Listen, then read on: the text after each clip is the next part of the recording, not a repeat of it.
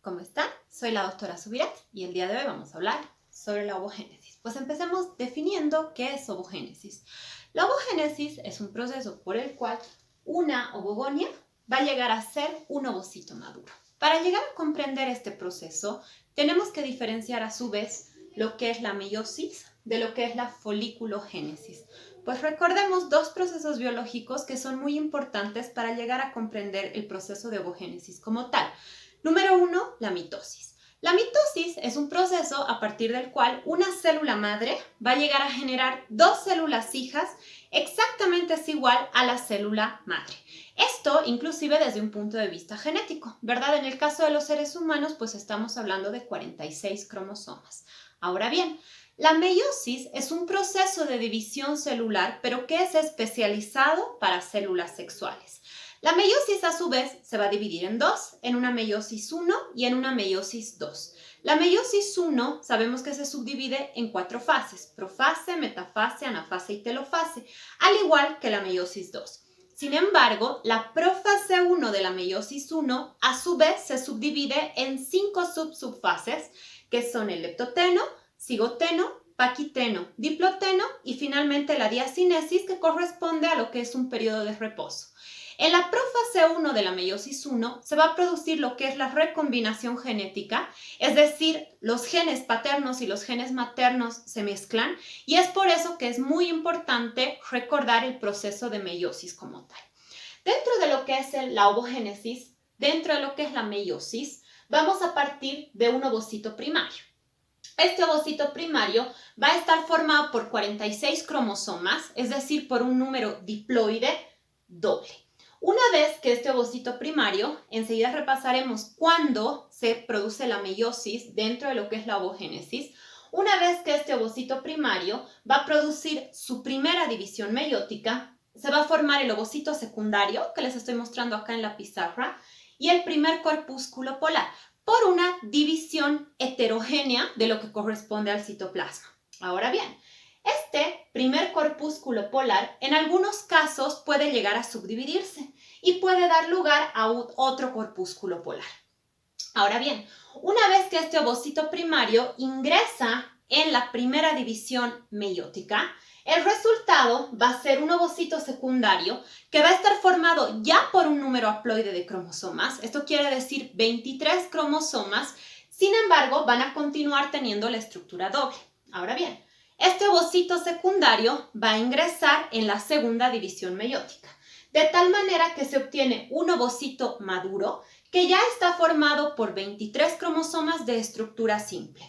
El ovocito, como recordaremos, también esto se los prepararé en otro video, solamente puede tener una carga genética de X, puesto que las mujeres en condiciones normales tenemos 46 cromosomas. De estos 46, 44 son somáticos y tenemos un par sexual que son 2 cromosomas X. A diferencia del varón, que tiene como par sexual un cromosoma X y un cromosoma Y. Es por eso que este ovocito maduro es un ovocito que ya está formado por un número haploide de cromosomas, es decir, 23, de estructura simple, y que como 22 cromosomas pues son somáticos y el cromosoma sexual solamente puede ser X, ¿verdad? Ahora bien, este ovocito secundario, para pasar a ser el ovocito maduro, va a liberar un segundo corpúsculo polar por la división heterogénea del citoplasma. Inicialmente habíamos dicho de lo que es el ovocito primario.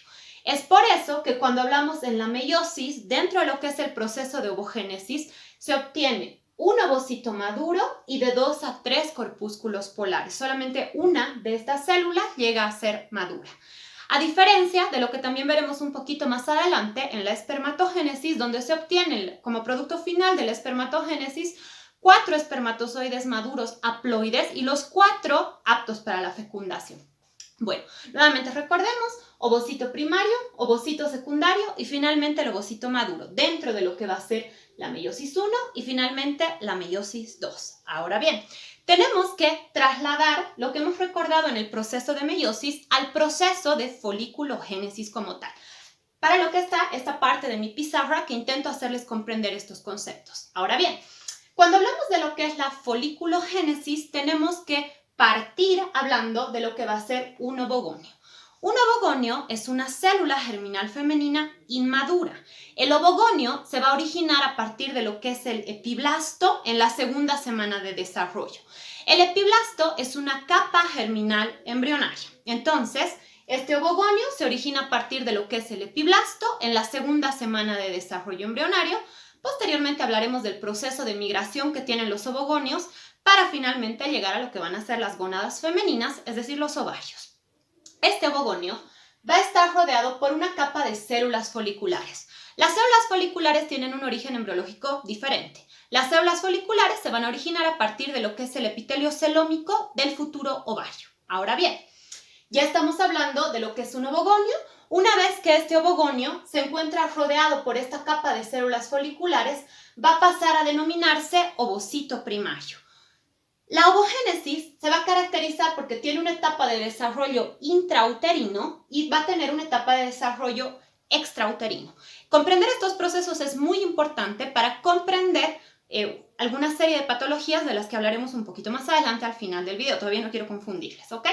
Entonces, este ovocito primario, en una etapa intrauterina, es decir, estas ovogonias empiezan a multiplicarse por mitosis simple y van a llegar a formar aproximadamente 7 millones de células entre ovogonios y ovocitos primarios, al quinto mes de desarrollo intrauterino. Posteriormente estos empezarán a degenerar.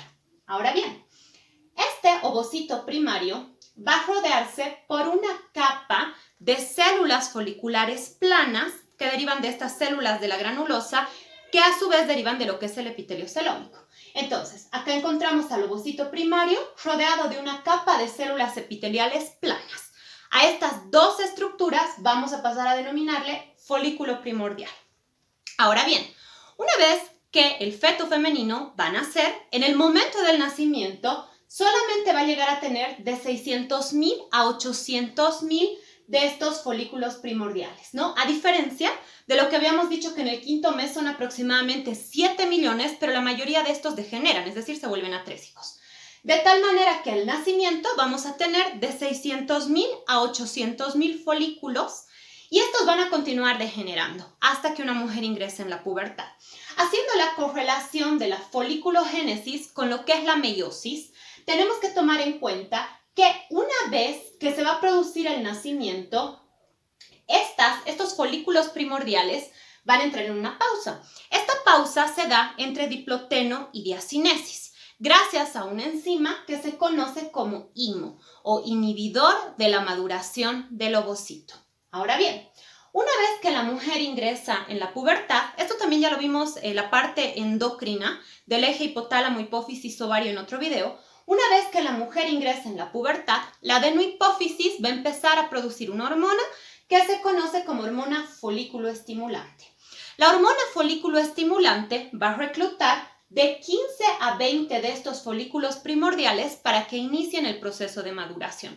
De estos 15 a 20 que se reclutan, solamente uno llega a ser un folículo dominante o un folículo dominante. Ahora bien, una vez que la mujer ingresa en la pubertad, como la mayoría de estos folículos han ido volviéndose atrésicos, una mujer al inicio de la pubertad va a tener aproximadamente 40.000 ovocitos.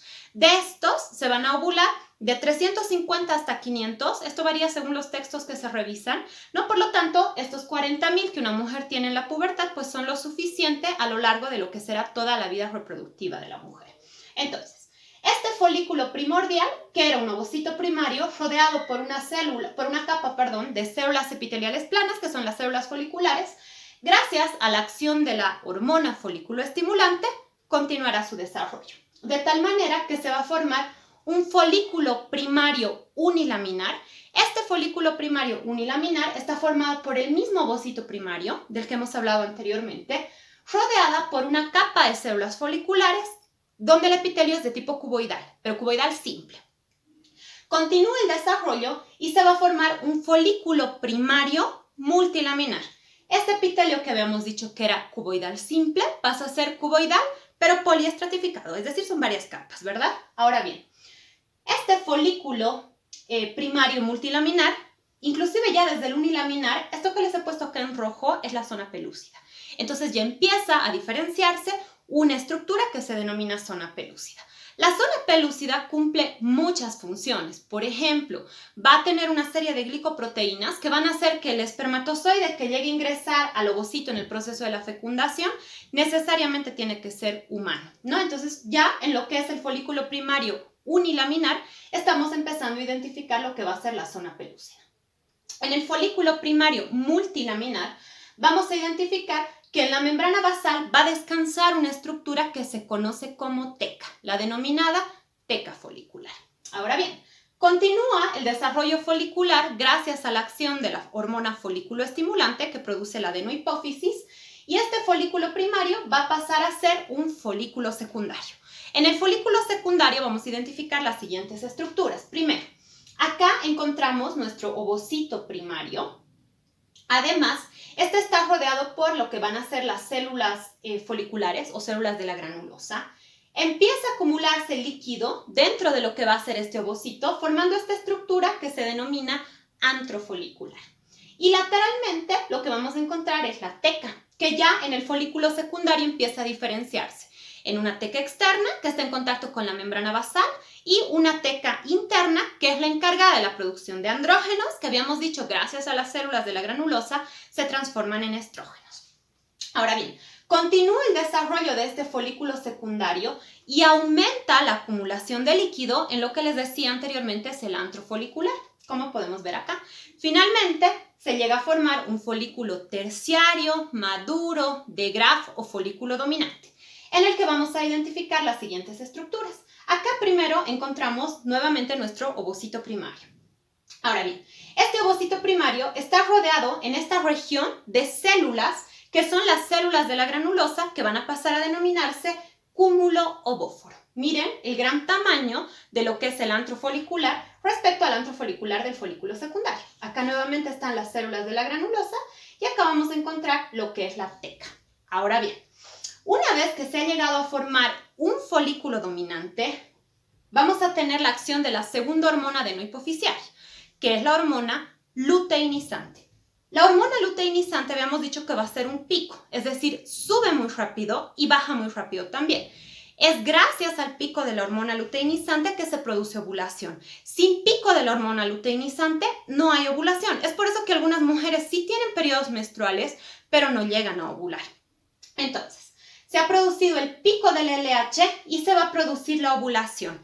Es acá donde este ovocito va a reiniciar el proceso de meiosis y va a pasar a ser un ovocito secundario dentro de la meiosis que veíamos al principio del video.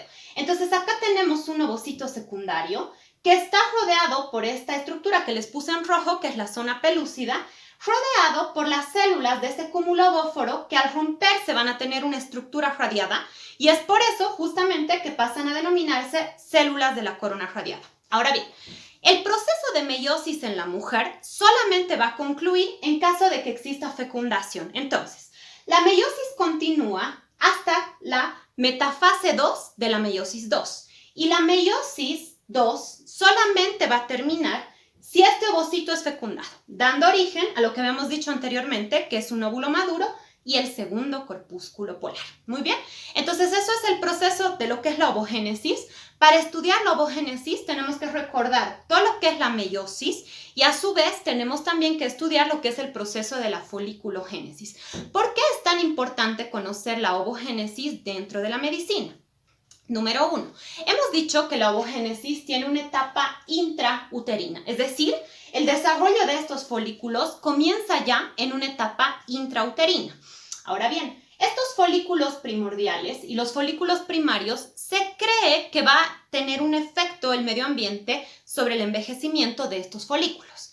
Es por eso que mujeres a partir de los 35 años empieza a aumentar de manera exponencial el riesgo de tener hijos con una anomalía cromosómica tipo monosomías o tipo trisomías.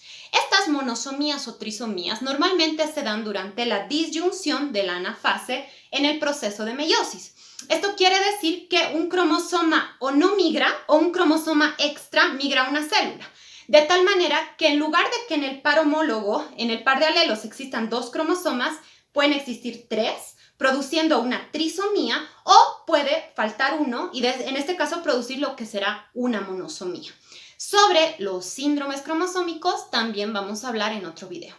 Espero que este video les haya sido de utilidad y si tienen alguna duda nos la dejan en los comentarios. Gracias y hasta la próxima.